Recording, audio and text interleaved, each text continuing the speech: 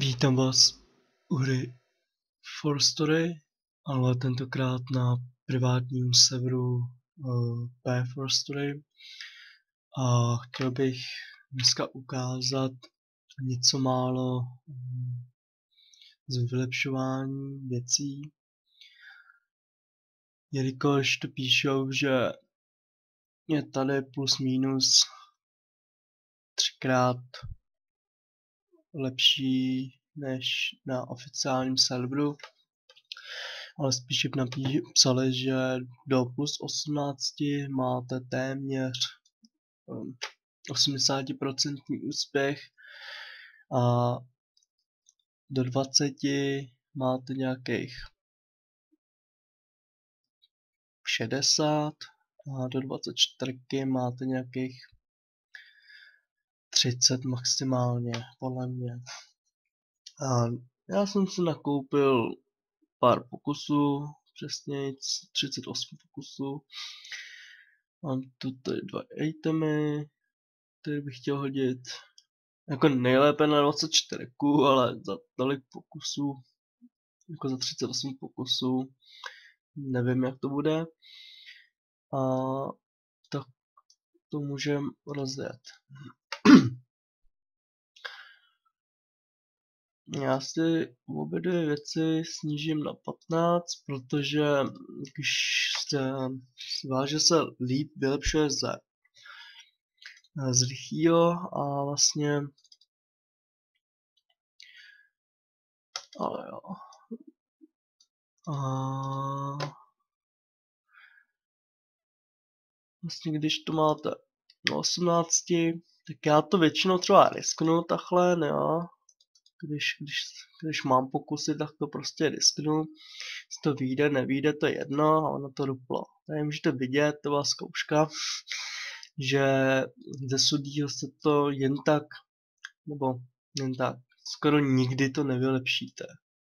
No, takže nejlepší to snížit na 17 nebo 15 nebo 19 a potom to už vlastně máte větší šanci.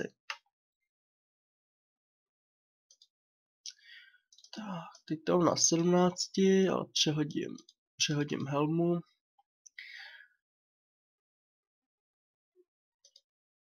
Protože po snížení věcí jsem zjistil, že, nebo já nevím, asi to je asi jenom nějaká pojera, ale když snížíte jednu věc, tak je drastický vylepšovat třeba z 18 na 17 snížíte věc, tak je blbost vylepšit další znovu tu věc, protože ta věc vždycky rupne. Jo? Teď mi to vlastně ruplo, ale zůstalo naštěstí na 19. No, takže to snížím. Ale nemusí to být pravda, že jo? To je jenom taková pověra. Asi, tak zkusíme rovnou, jestli to půjde.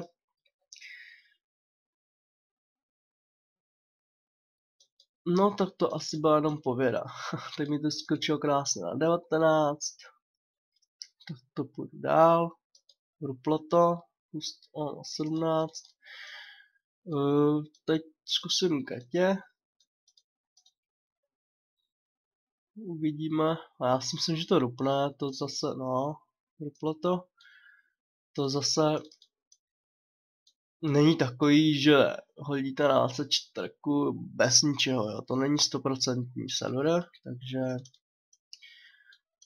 to je prostě privát, na který musíte něco udělat, jestli chcete mít nějaký pěkný věci.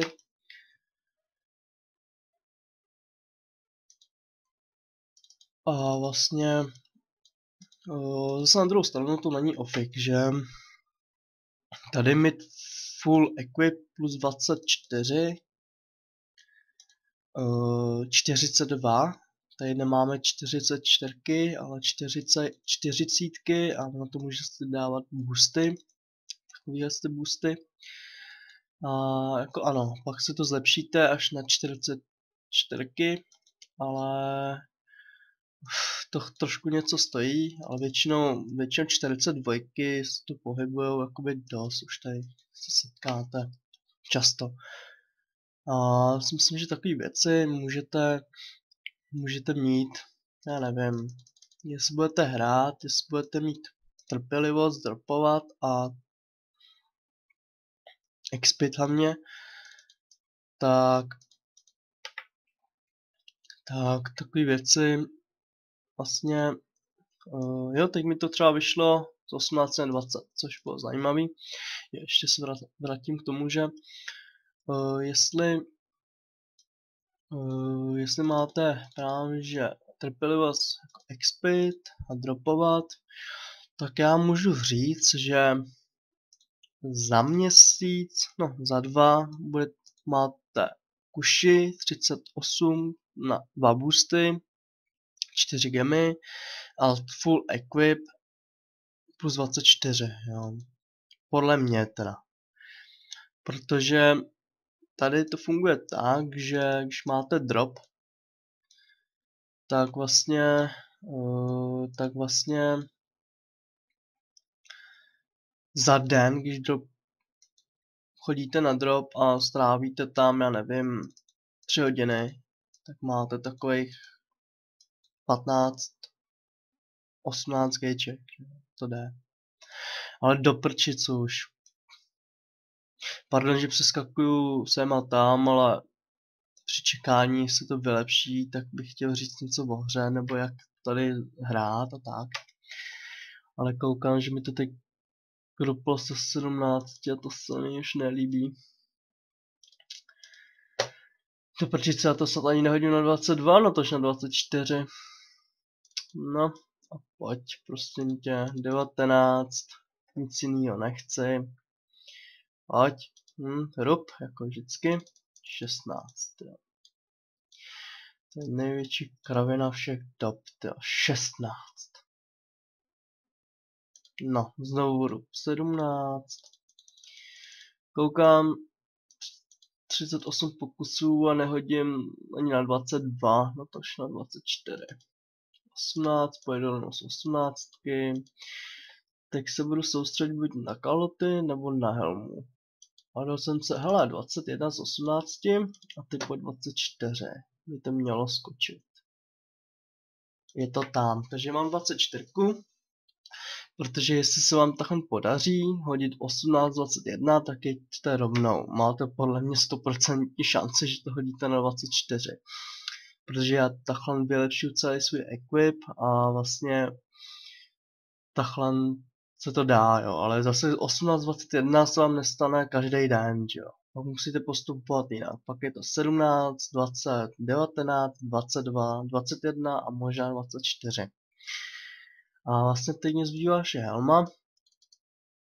Ale teď můžete vidět, že jsem měl ty kaloty 16 a za nějakých 10 pokusů, co jsem do toho narval, jako je fakt, že musíte mít štěstí, jo. A mám 24 kalhoty. Takže jako musíte mít štěstí. To zase musím říct, že dneska mám nějaký štěstí. Asi budu natáčet častěji, když vylepšuju. Jestli to přináší štěstí, tak proč ne? Ale musím říct, že třeba já jsem vylepšoval rukavice na mága a dal jsem do toho asi 500 goldů, než jsem hodil na 24. A přitom normálně 24 se dá koupit za nějakých 350 goldů. Já jsem do toho 500, tak nebyl jsem z toho moc šťastný, ale to je jenom z hecu. To je, že ty vole, do prčic, já jsem do toho už narval tolik a ty rukavice mi skončily 3krát na 23, z 21 na 23 a asi 20krát na 22, takže to už bylo z hecu, to už bylo prostě, jak bych to řekl, to bylo prostě už jenom, to bylo asi jenom už, ne, prostě z hecu, no. Šup, 17, mám poslední 4 pokusy. Ale povedený, jo, za 38 pokusů hodit na 24 gatě podle mě je povedený, hodně povedený. Ale ty na tu helmu nemůžu hodit ani na 20, nebo co sakra. Teď pojď 20 a ono to rupne. Tak, to už bylo vidět, že to rupne. Tak poslední pokus, teď to dáme aspoň do efektu. Tak šup, 16, tak to mi ani neskočí do efektu. Tak šup, tak já to hodím aspoň na 20, tak já skočím do města. Schválně, uvidíme. Schválně uvidíme, kde tu něco mají. Je fakt, že koupím si 2 pokusy jenom, protože dvakrát, protože nebudu už do toho spát peníze, že mám málo, jako málo v uvozovkách, ale jako prostě málo, nikdy není dost, takže zkusíme to tady, jestli to půjde líp. Tak, teď jestli to skončí na 16, tak já se z toho pecnu. Boom, 16. To je nejlepší věc, když máte začarovaný kruh, že hážete pořád 15, 16, 15, 16, 15, 16. To se mi povedlo asi 15krát, takhle pořád do kolečka, už to potopíte takhle, jakoby už takhle potopíte, dá se říct 30 pokusů, což je docela dost. Když vezmete, tak průměrně tady stojí 600, 800 stříbr kus, tak vlastně za 30 pokusů, a to myslím jednom a pouze stránky a štěstí, tak dáte už třeba 30x700, což je 21 goldů, že jo. Jen potopíte na tom, že hážete 15-16, jo. Takže někdy se to nevyplatí, ale teď si můžu vidět, že, no, teď můžete vidět, že když máte štěstí, tak se to dá hodit na 24.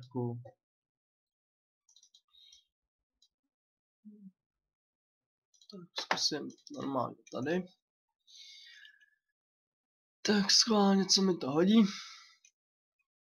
Rup. Nevadí, skončili na 15, ale já se nedám. Já to prostě chci být na 18. Já to prostě chci hodit na 18. Šup, šup, šup, šup. No, tak vlastně, no. Prostě poslední pokus, nebudu to řešit, to už. Když tak tu čapku nechám do dalšího videa, tak je to 17. To mě zase láká, doprčit to mě zase láká. A já se podívám, jestli to... Ježiš, já tu mám vlastně ještě. Já tu mám tolik věcí, že jsem zapomněl, co tu všechno mám. Aha, tak to mám dost ještě, ale... toho mám ještě dost. No. Tak to hodím na 20 a nic. A už mi začínají štvat, já mám snižováky už. To jsou nepříjemnovky, takže s tím to dělat nebudu. Tak vlastně za nějakých... To jsem dal asi 12 pokusů, z 38 je 26. Asi 30 pokusů a mám tu čapku pořád na 16. Tady můžete vidět, že tu čapku pořád mám na 16. Takže tady to vylepšování zase, jak bych řekl, zase není tak lehké, ale když máte štěstí, tak tu věc prostě hodíte na 24. A vlastně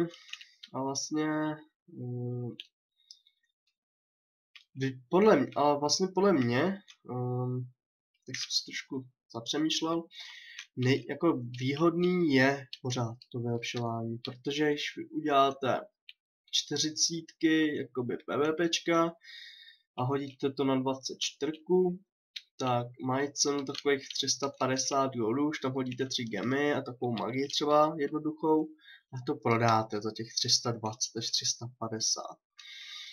A když to vylepšíte za 200 goldů, tak vlastně vyděláte 150. Jo. Takže vylepšování se vyplatí. A pak se vyplatí ještě vylepšovat PvP zbraně jako level 40. A protože výroba stojí nějakých 500 goldů a vylepšení na 24, já nevím kolik, jestli se vám to podaří, tak 200-300 goldů, takže 800 goldů dáte za to.